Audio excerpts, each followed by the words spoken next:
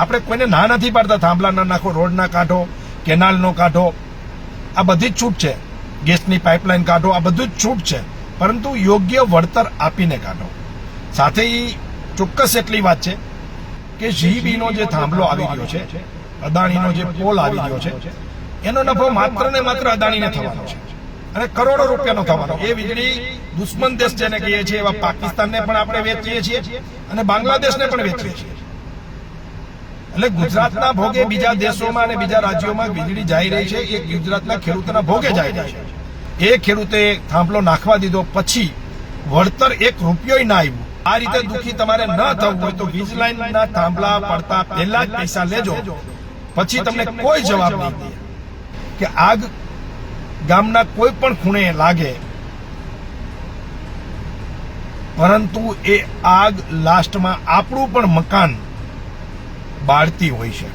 એટલે આજે જે ખેતરમાં થાંભલાઓ ખેડૂતના ખેતરમાં આવી રહ્યા છે, એ થાંભલાઓ ભલે આપણા ખેતરમાં ના આવતા હોય, પરંતુ એકના એક દિવસ આપણા ખેતરમાં પણ આ પ્રકારના થાંભલાઓ આવવાના છે. મારા ગામમાં ડેમ બન્યો ત્યારે 10 ખેડૂતો ઝીરો થઈ ગયા ખેતી વગરના, પણ એની લાગણી હતી કે ભાઈ કોકની વાવીને પણ પાણી હશે તો ઉત્પાદન લેશું, પાણી જ નહીં હોય તો ભલે અમારી જમીન વહી ગઈ, પણ જયારે ખેતર ઉઘડશે ડેમમાંથી ત્યારે તો કમસે કમ ઉનાળુ ને શિયાળુ પાક તો લેશું.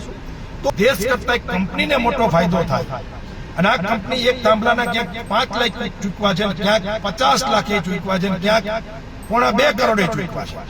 તો જેવી જેની લડત, જેવી જેની તાકાત પૈસા કઢાવવાની, એવા પૈસા આ લોકો આપતા હોય છે. મોટી કંપનીઓને મોટા પ્રોજેક્ટો આવતા હોય છે ત્યારે એક લાઇઝનિંગ એનો ઓફિસર જ હોય છે, એ સરપંચથી લઈ અને તમામ નેતાઓને, તમામ અધિકારીઓને, કોન્સ્ટેબલથી લઈને બધા જ નેતાઓ સુધી એની લાઇઝનિંગ થતું હોય છે. સત્તા, સરકાર, તંત્ર એ સામે છે ખેડૂતોની. તો જેમને ટ્રેક્ટરની અનુકૂળતા છે, ટ્રેક્ટર લઈને 15મીએ પહોંચે, અને જેમની પાસે ટ્રેક્ટરની વ્યવસ્થા નથી એ by bus, by train, by car જેવી રીતે પહોંચાય એવી રીતે આપણે બધાએ પહોંચવાનું છે.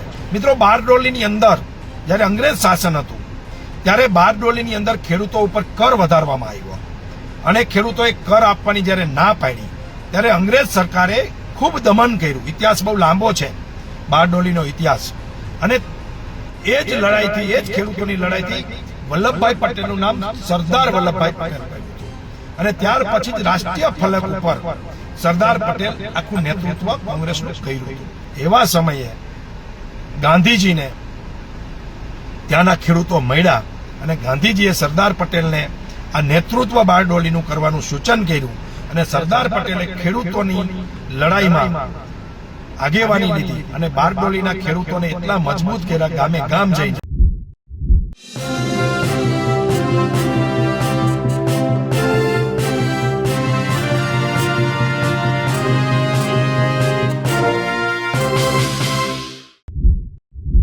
ગુજરાતના ખેડૂતોના ભોગે ભાજપ સરકાર અદાણીને ફાયદો કરાવી રહી છે.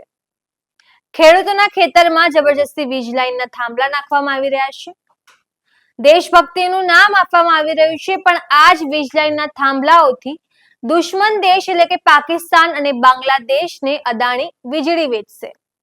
એટલે આમાં દેશભક્તિ તો છે જ નહીં. મોદીજીના મિત્ર અદાણી ખેડૂતો પર દમન ગુજારી રહ્યા છે. ત્યારે આવનારી 15મી જૂને ખેડૂત આંદોલન થવાનું છે. ગાંધીનગરમાં ખેડૂતો ભેગા થવાના છે. તો આ સામાજિક આગેવાને તમામ ખેડૂતોને ગાંધીનગર આવવા આહવાન કર્યું છે. સાથે જ ભાજપ પર અને પ્રધાનમંત્રી મોદી પર પ્રહાર કર્યા છે. તેમણે કહ્યું છે કે ખેડૂતોને તેમના જ ખેતરમાંથી આતંકવાદીઓની જેમ ખદેડવામાં આવી રહ્યા છે. ખેડૂતો પર અત્યાચાર કરવામાં આવી રહ્યો છે. એક તો ખેડૂતોના ખેતરમાં જબરજસ્તી વીજ લાઈનના થાંભલા નાખવામાં આવી રહ્યા છે, અને જ્યારે ખેડૂતો યોગ્ય વળતર માંગે છે તો પોલીસનો ઉપયોગ કરવામાં આવી રહ્યો છે. ત્યારે બની બેઠેલા ખેડૂત નેતાઓ કે ભાજપના મંત્રીઓ કે ધારાસભ્યો કોઈ પણ ખેડૂતો માટે વાત નથી કરતા, ચૂંકેશા નથી કરતા. નમસ્કાર, હું છું ચંદ્રિકા પુત્ર નિરાલી મહેરિયા. તો આવો સાંભળીએ આ સામાજિક આગેવાન શું કહી રહ્યા છે. દોસ્તો નમસ્તે, જય જવાન જય કિસાન. દોસ્તો, આજનો જે લાઈવ થવાનો મારો વિષય છે એ ખેડૂત લક્ષી છે. મિત્રો, ખેડૂતના દીકરા છીએ એટલે ખેડૂત ઉપર બોલવું, ખેડૂત માટે બોલવું અને ખેડૂતને અન્યાય થતો હોય ત્યાં ખેડૂતના દીકરા તરીકે હરહંમેશ માટે ઊભું રહેવું સાથે એ આપણો ધર્મ છે. એટલે બધાને જય જવાન, જય કિસાન. મિત્રો, બપોરના 12 વાગ્યા છે. મોટા ભાગના મિત્રો જમવા અથવા તો પોતાના કામ ધંધા જોબ ઉપર હશે, પરંતુ આ વિષય અત્યારે ખરા બપોર એટલા માટે લેવો પડે છે કે આપણને ઓફિસમાં કે ઘરમાં પણ આપણે મોબાઈલ લઈ અને લાઈવ આ ન જોઈ શકતા હોય તો ખેડૂત તો બપોરે 12 વાગે ખેતરમાં મજૂરી કરતો હોય, કામ કરતો હોય તો એ કેવી રીતે કરી શકે? એટલે આવા ધોમધકતા તાપમાં પણ ખેડૂત ખેતી કરતા હોય છે, જ્યારે આપણે બધા સુખ સમૃદ્ધિ ને સાહેબી ભોગવતા હોય છે. તો મિત્રો, મારા વિષય એ છે આજનો કે કાલની જેતપરની સભા ખૂબ સારી થઈ. મેં એક અપીલ કરેલી હતી લાઈવના માધ્યમથી જ કે જેતપરની સભામાં આપ બધા પધારો. હું પણ પધારું છું અને મને એ સભા મારી હાજરી હતી. મારી આ સભા ખૂબ સારી, ખૂબ વ્યવસ્થિત અને ખૂબ ખેડૂત મિત્રો આવ્યા હતા. હજારો ખેડૂતો આ સભામાં ઉપસ્થિત થયા હતા. આયોજકોએ આયોજન ખૂબ સારું કર્યું હતું. વક્તાઓએ ખૂબ સારી વાત કરી હતી અને ખેડૂત પણ આજુબાજુના ગામડાઓમાંથી પૂરતા પ્રમાણમાં ખેડૂત મિત્રો પણ આવ્યા હતા અને નોલેજેબલ બધી વાત હતી, કાયદાની વાત હતી. આ જે પ્રકારે જબરજસ્તીથી હિટલરશાહીથી પ્રાઇવેટ કંપનીઓ ખેડૂતોના ખેતરમાં થાંભલાઓ નાખી દે છે હેવી વીજ લાઇનના, અને વળતર નજીવું દેવું છે અથવા તો નથી દેવું, આ વિષય ઉપર ખૂબ કાનૂની માહિતી જયેશભાઈ આપી અને ખૂબ સારી વાત જયેશ પટેલ દ્વારા કરવામાં આવી. તો આ ખૂબ સારો વિષય હતો. જેતપર મુકામે આપણે બધા જ હાજર હતા. એવી જ રીતે આજે પણ ટંકારાના જબુલપુર મુકામે, કારણ કે એક બીજી લાઈન એ તરફથી ટંકારા તરફથી જઈ રહી છે અને આવી વક્તાઓએ કીધું એ રીતે 8-10 લાઈનો અલગ અલગ રૂટ ઉપર નીકળવાની છે. એટલે કોઈને પણ એમ હોય કે આ મારા ખેતરમાં ક્યાં આવી જાય, મારે હું કામ ઉજાગરા કરવા જોઈએ, તો મિત્રો એક હિન્દી શેર છે એનું ગુજરાતીમાં એક અનુવાદ કરીને કહું કે આગ ગામના કોઈ પણ ખૂણે લાગે પરંતુ એ આગ લાસ્ટમાં આપણું પણ મકાન બાળતી હોય છે. એટલે આજે જે ખેતરમાં થાંભલાઓ ખેડૂતના ખેતરમાં આવી રહ્યા છે એ થાંભલાઓ ભલે આપણા ખેતરમાં ના આવતા હોય, પરંતુ એકના એક દિવસ આપણા ખેતરમાં પણ આ પ્રકારના થાંભલાઓ આવવાના છે. મિત્રો, માત્ર થાંભલાઓ જ નહીં, કાલે અમે જેતપર સભામાં જતા હતા એ પહેલા ગાળા ગયા.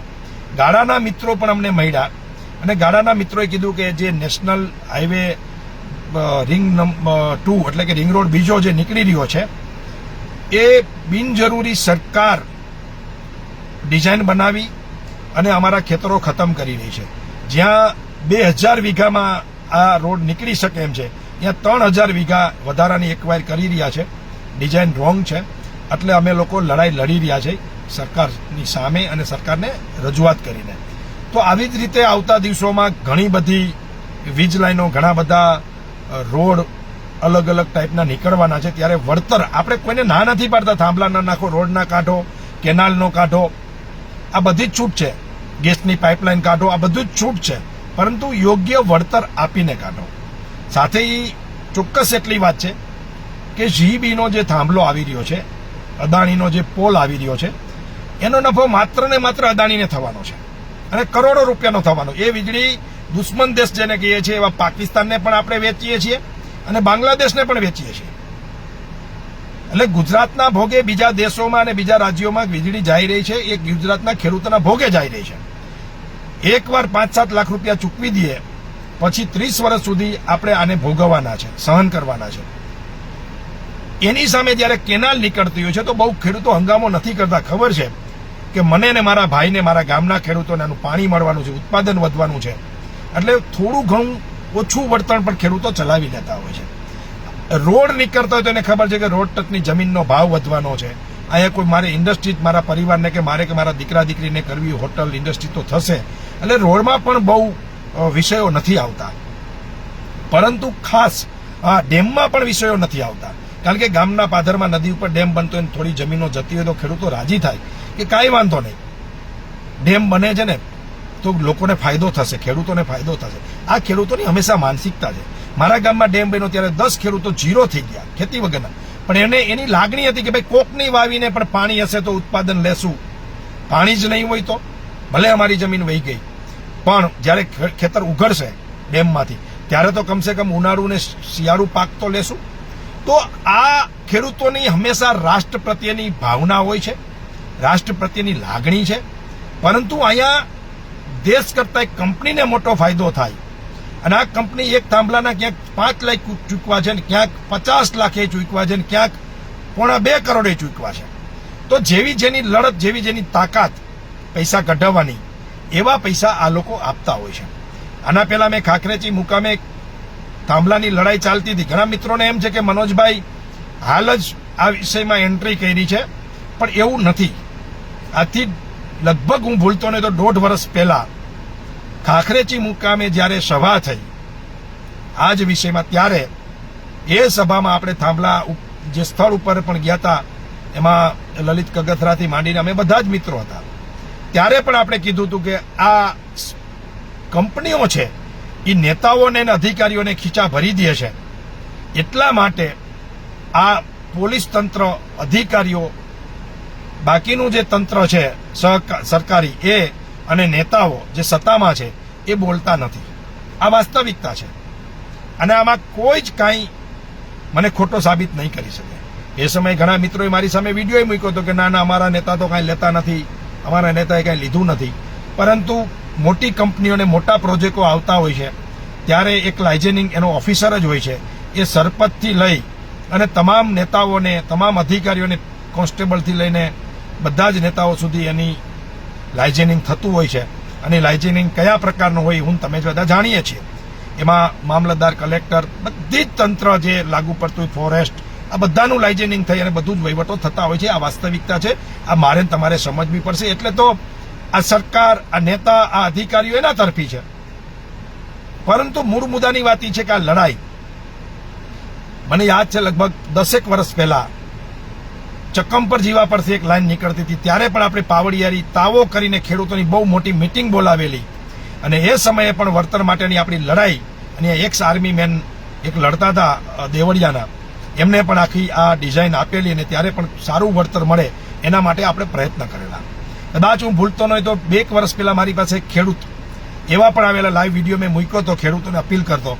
એ ખેડૂતે થાંભલો નાખવા દીધો, પછી વળતર 1 રૂપિયો ના આવ્યું અને ખૂબ એ ખેડૂત લડતા હતા. અને પેપર લઈને મારી પાસે આવ્યા હતા, ત્યારે લાઈવમાં મેં કીધું હતું કે જો આવું હેરાન ન થવું હોય, આ રીતે દુઃખી તમારે ન થવું હોય તો વીજ લાઈનના થાંભલા પડતા પહેલા જ પૈસા લેજો, પછી તમને કોઈ જવાબ નહીં દે. આ પણ હકીકત છે. હુટુ મુકામે પણ સરપંચ કાલે હતા, ઉપસરપંચ આપણા, એમને પણ કીધું કે થાંભલાઓના ફાઉન્ડેશન અમે ઉખેડી નાખી દીધા હતા અને મેં 48 લાખ રૂપિયા લીધા છે હુટુના સરપંચે, ઉપસરપંચ સોરી. તો આ બધી વાતો હું એટલે કરી રહ્યો છું કે મિત્રો, આ લડાઈ આપણે બધાએ લડવી પડશે, એક થઈને લડવી પડશે. સત્તા, સરકાર, તંત્ર એ સામે છે ખેડૂતોની, જ્યારે આપણે બધાએ નાના મોટા તમામ સંગઠનોએ એક થઈને આ લડાઈ લડવી પડશે. મિત્રો, 15મી તારીખે જે ટ્રેક્ટરની રેલી છે એનું માર્ગદર્શન અત્યારે ગામે ગામ અપાઈ રહ્યું છે. તો જેમને ટ્રેક્ટરની અનુકૂળતા છે એ ટ્રેક્ટર લઈને 15મીએ પહોંચે, અને જેમની પાસે ટ્રેક્ટરની વ્યવસ્થા નથી એ by bus, by train, by car, જેવી રીતે પહોંચાય એવી રીતે આપણે બધાએ પહોંચવાનું છે. મિત્રો, આજે મારી અપીલ એ છે આપ બધાને કે આજે ટંકારા તાલુકાના જબલપુર ગામે પટેલ સમાજની વાડીમાં એક મીટિંગ, 15મી તારીખની તૈયારી, અને ત્યાં જે પોલ આવી રહ્યા છે એ પોલમાં યોગ્ય વળતર માટેની આખી એક મીટિંગ આજ રાત્રે 8:30 છે. તો મારા તમામ મિત્રોને વિનંતી છે કે આ મીટિંગમાં આપ બધા બોડી સંખ્યામાં કાલની જેમ જ પધારો.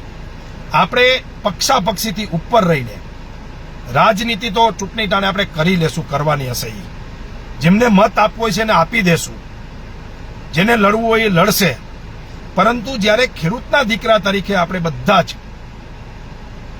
એક થઈને જે અન્યાય કરતી આ તંત્ર, આ કંપની, આ સરકારની સામે જાતિ, જ્ઞાતિ, ધર્મ, પક્ષ બધું જ ભૂલીને આપણે બધા જ એક થઈને લડીએ તો મને પૂર્ણ વિશ્વાસ છે કે આપણે ચોક્કસ આ જીત મેળવી શકશું.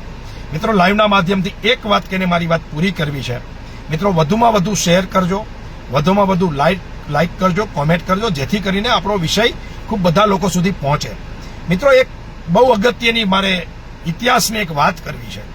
મિત્રો, બારડોલીની અંદર જ્યારે અંગ્રેજ શાસન હતું ત્યારે બારડોલીની અંદર ખેડૂતો ઉપર કર વધારવામાં આવ્યો અને ખેડૂતોએ કર આપવાની જ્યારે ના પાડી ત્યારે અંગ્રેજ સરકારે ખૂબ દમન કર્યું. ઇતિહાસ બહુ લાંબો છે, બારડોલીનો ઇતિહાસ. અને એ જ લડાઈથી, એ જ ખેડૂતોની લડાઈથી વલ્લભભાઈ પટેલનું નામ સરદાર વલ્લભભાઈ પટેલ પડ્યું હતું.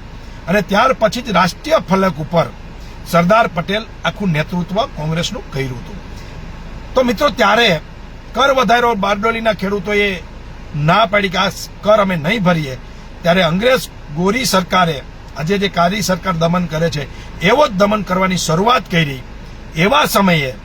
એવા સમયે ગાંધીજીને ત્યાંના ખેડૂતો મળ્યા અને ગાંધીજીએ સરદાર પટેલને આ નેતૃત્વ બારડોલીનું કરવાનું સૂચન કર્યું અને સરદાર પટેલે ખેડૂતોની લડાઈમાં આગેવાની લીધી અને બારડોલીના ખેડૂતોને એટલા મજબૂત કર્યા, ગામે ગામ જઈને મહિલાઓ, બાળકો, આજે જેમ જેતપરની અંદર બાળકો, યુવાનો, મહિલાઓ લડતા હતા, એ જ રીતે બારડોલી સત્યાગ્રહની અંદર સરદાર વલ્લભભાઈ પટેલની આગેવાનીમાં બારડોલીના ખેડૂતો ખૂબ તાકાતથી લડ્યા હતા. ઇતિહાસ એમ કહે છે કે એટલું બધું દમન કર્યું કે અંગ્રેજોએ ખેડૂતોની ભેંસો લઈ લીધી.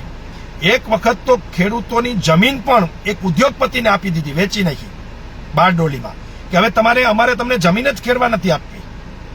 ત્યારે પણ ખેડૂતો વિચલિત થયા અને કોઈ ખેડૂતો ડરના માયરે અંગ્રેજોની સાથે બેસવાની તૈયારી કરતા હતા. ત્યારે સરદાર પટેલે કીધું હતું કે મારી પર ભરોસો રાખો, હું તમને ગયેલી જમીન પર પરત અપાવીશ, તમારા ભેંસ અને ગાયો જે લઈ ગયા છે, કબજે કરી છે, એ પણ પરત અપાવીશ, અને જે કર છે એમાં પણ હું તમને રાહત અપાવીશ. અને મિત્રો, સરદાર પટેલ ઉપર બારડોલીના ખેડૂતોએ વિશ્વાસ રાખ્યો અને અંતે ગોરી સરકારને ઝૂકવું પડ્યું. જે ઉદ્યોગપતિઓએ જમીન લીધી હતી એ પણ જમીન સરદાર પટેલે પરત અપાવી અને જે કંઈ નુકસાની હતી એ પણ ખેડૂતોને ભરપાઈ થઈ. અને ત્યારથી જ રાષ્ટ્રીય ફલક ઉપર સરદારનું બિરુદ મળ્યું વલ્લભભાઈને, અને રાષ્ટ્રીય ફલક ઉપર એમનું નેતૃત્વ અને એ સત્યાગ્રહની નોંધ આખા દેશના ખેડૂતોએ લીધી. અને ત્યાર પછી ગોરી સરકાર સામે જ્યાં જ્યાં ખેડૂતોને અન્યાય થતો હતો, ત્યાં જે લડતના મંડાણ થયા, ત્યાં મોટા ભાગની આગેવાની ગાંધીજીએ સરદાર વલ્લભભાઈ પટેલને સોંપી. તો મિત્રો, આ એક હિસ્ટ્રીની વાત છે. તો આજે પણ ટંકારા તાલુકાના, મોરબી જિલ્લાના, હળવદ તાલુકાના ઘણા બધા ગામડાઓની અંદર આ ગોરી સરકાર અન્યાય કરી રહી છે. આ કાળી સરકાર છે, ગોરી કરતી હતી એમાં કાળી કરે છે. એ પણ કંપની રાજ હતું, આજે પણ અદાણી કંપની રાજ છે. તો મિત્રો, આ લડાઈની અંદર આપણે બધાએ, મેં કીધું એમ, બધું જ ભૂલીને એક થઈને આજે જબલપુર મુકામે બધાએ પધારવાનું છે. એ જ વાત સાથે મારી વાત પૂરી કરું છું. બધાને જય સરદાર, જય માં ઉમા ખોડલ, જય જવાન, જય કિસાન. તો જેમ તમે સામાજિક આગેવાન મનોજ પનારાની વાત સાંભળી, તમે આ વિશે શું વિચારો છો અમને જરૂરથી કમેન્ટ કરીને જણાવજો. અત્યાર માટે બસ આટલું જ. ધન્યવાદ.